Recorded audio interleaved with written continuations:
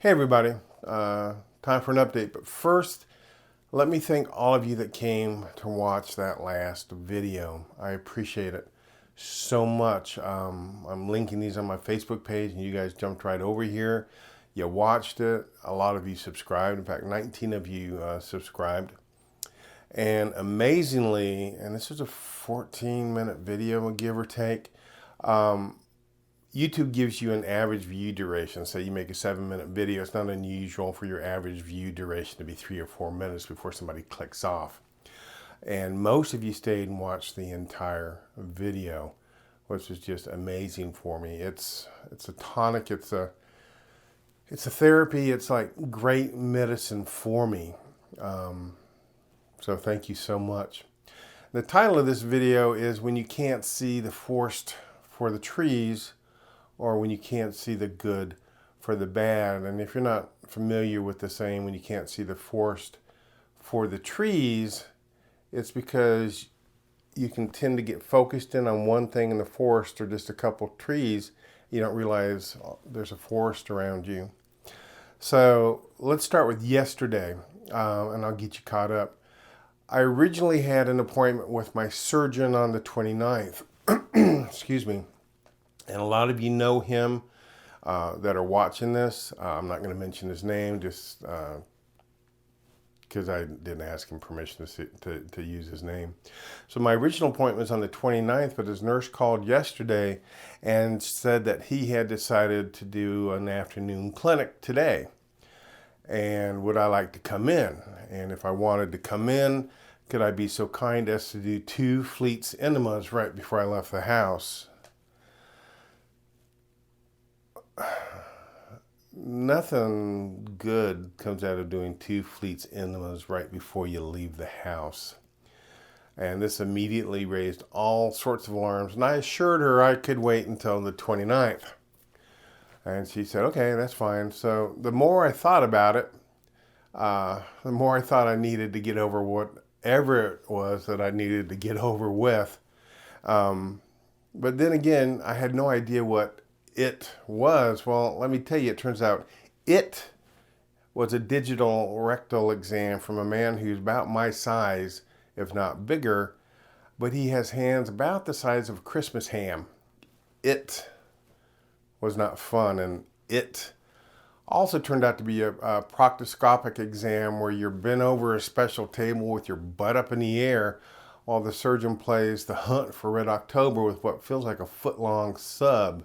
Dive, dive. I tell you, it's not a great experience. And I assure you, he was being as gentle as he possibly could, but there's no real gentle way to do what he was doing. So after the exam, I was allowed to dress and regain my composure, and he came back into the room to talk to me. And out of all the information he gave me yesterday, only 2 words really stuck: permanent colostomy. And that's exactly what I did not want to hear. It was the worst possible outcome. As a student nurse, as a registered nurse, I tried to avoid ostomy care patients. I'm really private about what goes on down there, and I'm very hesitant to invade that space with other people, with, for instance, my patients. I may have told you before that I have never gone to the bathroom in front of my wife in the 27 years we've been married.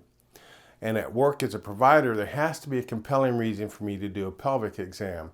I won't undertreat a patient and ignore stuff. If I need to do it, I'm going to do it. But if I don't need to do it, I'm not going to do it. So, okay, I let that horrific news sink in. But then I started to see the good through the bad. My surgeon said he had looked at all the MRIs and the CAT scans and the PET scan. He said one of the tumors was malignant, no doubt about it, but he wasn't even sure the second one was. He said the PET scan actually looked great and that there was only one lymph node that was suspicious looking, but he wasn't even sure that that one was actually a problem. He'd know more after surgery and the pathology report. So that means there's no metastatic spread. It hasn't gone to my liver, it hasn't gone to my lungs, it hasn't gone to my brain, and it shouldn't as long as we get on top of this. So all my other organs were untouched. And he wouldn't even commit 100% to the permanent colostomy until after the chemo radiation is done and he did his next check. Not looking forward to that again, but I tell you what, he can do it every day of the week if he tells me he cannot, or there's no reason to do permanent colostomy. But I've got it in my mind that I'm going to end up with permanent colostomy, and it's going to be okay because I'll still be alive. So I think he's pretty sure about the permanent colostomy, but maybe he also knows that God works in mysterious ways. So today I saw my oncologist again, and she had been able to see the PET scan results for the first time and agreed with everything that my surgeon had to say. We talked about the chemoradiation, and she dosed my chemo drug, and it takes at least a week of arguing with the insurance company to get pre-authorization for them to pay for it. So in the meantime, I'll be meeting with the radiation oncologist. Then I'll start 28 days, Monday through Friday, of the chemoradiation. I'll take 4 Xeloda in the morning, that's Xeloda, and 4 Xeloda in the evening, Monday through Friday, and I'll have my chemoradiation in the morning. After that, there'll be a 2 to 4 week hiatus while the full effects of the radiation finish up, because it continues to work for at least a couple weeks after they start doing the treatments, and then he will reevaluate me for my surgery. So, in reality, there was a forest of good news and one ugly insect-ridden stump of a tree that drew my focus away. It's so easy to do that on a daily basis, and I urge you, when something bad's happening, to try to look for the good. Here's my best example. Because of this cancer, I know how much my wife loves me and what she is willing to endure to be by my side. I know how much my kids love me.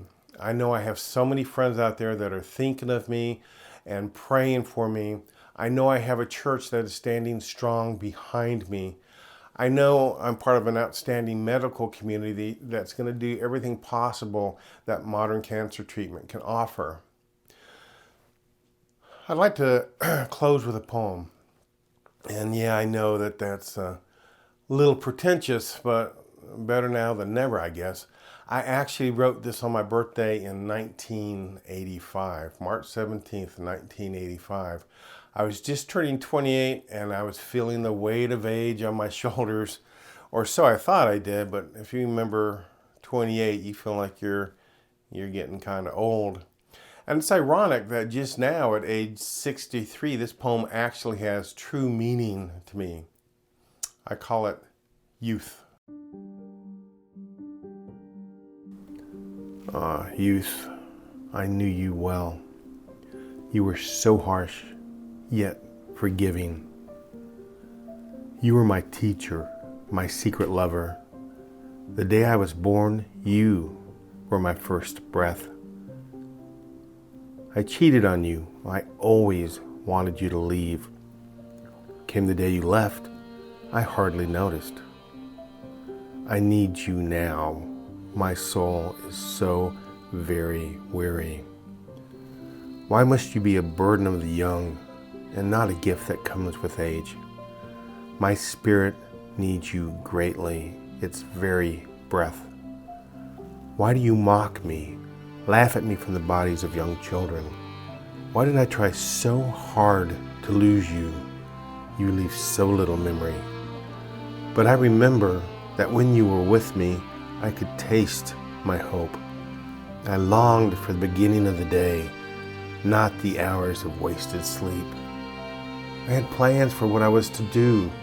Now there are just things to be done.